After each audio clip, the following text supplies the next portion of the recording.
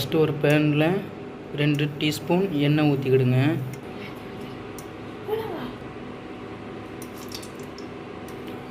எண்ணெய் நல்லா காஞ்சதும் 1 டீஸ்பூன் கடுகு,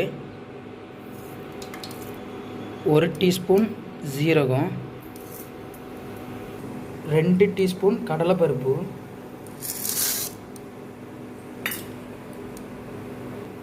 2 டீஸ்பூன் நிலக்கடலை போட்டுட்டு நல்லா தாளித்து விட்டுடுங்க. நல்லா அந்த தாளித்து விட்டிங்கன்னா நல்லா செக்கச்செவன்னு தாளித்து வந்ததுக்கப்புறம் அடுத்தது நீங்கள் ஆட் பண்ணணும். நீங்கள் இப்போ பார்த்துக்கிட்டு இருக்கிறது வெங்காய சாதம். அது எப்படி செய்வது என்று பார்த்து கொண்டிருக்கிறீங்க. நல்லா செக்கச்செவன் வர்ற அளவுக்கு நல்லா கிண்டுங்க. நல்லா செக்கச்செவன் வந்ததுக்கப்புறம் பூண்டு, ஒரு முழு பூண்டை பல்ல உரித்து அப்படி போட்டுருங்க. போட்டதுக்கப்புறம் நல்லா அதையும் வதக்கி விடுங்க. நல்லா எண்ணெய் சுண்டி வர்ற அளவுக்கு நல்லா வதக்கணும். நல்லா வதங்குற நிலமையில இருக்கும் போச்சுலேயே ஒரு 4 பச்சை மிளகாய் உள்ளே போட்டுருங்க. போட்டு அதையும் நல்லா போட்டு கிண்டுங்க. அதுக்கப்புறம் தேவையான அளவுக்கு உப்பு போடணும். உங்களுக்கு தேவையான அளவுக்கு உப்பு போட்டுக்கிடுங்க. 1 டீஸ்பூன் நாங்கள் போட்டிருக்கோம். நீங்கள் உங்கள் தேவைக்கேற்ப நீங்கள் அளவுக்கேற்ப போட்டுவிடுங்க. நல்லா வதங்கி வந்ததுக்கப்புறம் 2 முழு பெரிய வெங்காயத்தை அரிஞ்சு உள்ளே போட்டுருங்க. போட்டு அதையும் நல்லா வதக்குங்க. நல்லா செக்கச்சேன்னு வர்ற அளவுக்கு நல்லா வதக்கி விடுங்க.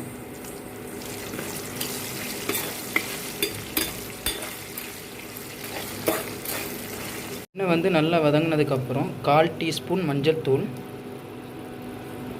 அதுக்கப்புறம் 1 டீஸ்பூன் ரெட் மிளகாய் தூள், 1/4 டீஸ்பூன் பெருங்காயத்தூள், அதுக்கப்புறம் கருவேப்பிலை ஒரு கொத்து, இதெல்லாம் போட்டுட்டு நல்லா வதக்கணும். நல்லா சுண்டை வதக்கி எண்ணெய் பிரிகிற அளவுக்கு நல்லா வதக்கி எடுத்துக்கிடுங்க.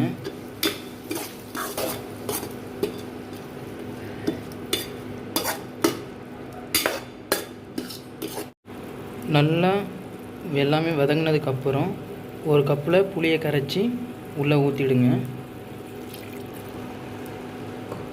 நல்லா ஊற்றிட்டு அதை நல்லா கிண்டுங்க.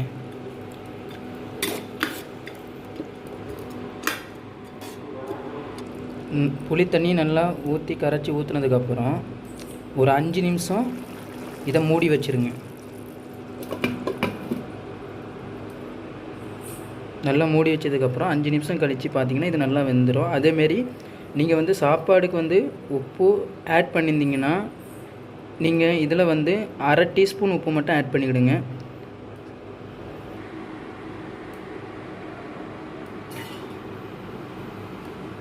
நிமிஷம் முடிஞ்சதுக்கப்புறம் உங்களுக்கு இந்த மாதிரி நல்லா எண்ணெய் பிரிஞ்சு நல்லா ஒரு கலருக்கு வந்துடும். வந்ததுக்கப்புறம் நீங்கள் இதில் சாதம் ஆட் பண்ணணும்.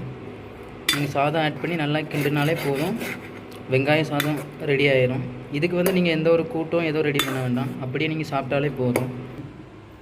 நீங்கள் இதில் சாதம் இப்போ ஆட் பண்ணணும்.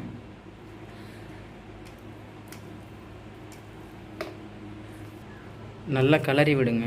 நல்லா கலரி ஃபுல்லும் கலரி விடுங்க. நல்லா கலர்னா தான் அடிபாகத்துலேருந்து மேல் வர நல்லா ஃபுல்லாக உங்களுக்கு அந்த நம்ம செஞ்ச மசாலா ஆட் ஆகும். நீங்கள் நல்லா கிண்ணதுக்கப்புறம் இந்த மாதிரி உங்களுக்கு நல்ல ஒரு நிறமாக உங்களுக்கு டேஸ்டான வெங்காய சாதம் ரெடி ஆயிரும். அதுக்கப்புறம் மல்லி, தேவையான அளவுக்கு மல்லி மேலே நல்லா தூவி விட்டுட்டு லைட்டாக நல்லா கிளறி விட்டுவிடுங்க. சாதத்தை நல்லா கிளறி விட்டிங்கன்னா டேஸ்ட் நல்லாயிருக்கும். இது நீங்கள் நார்மலாக சாப்பிடலாம். இதுக்கு எந்த ஒரு கூட்டும் பொரியலும் தேவையில்லை. அவ்வளோதான், எளிமையாக செய்து முடிச்சிடலாம். செஞ்சு முடித்ததுக்கப்புறம் நீங்கள் சாப்பிட வேண்டியதான்.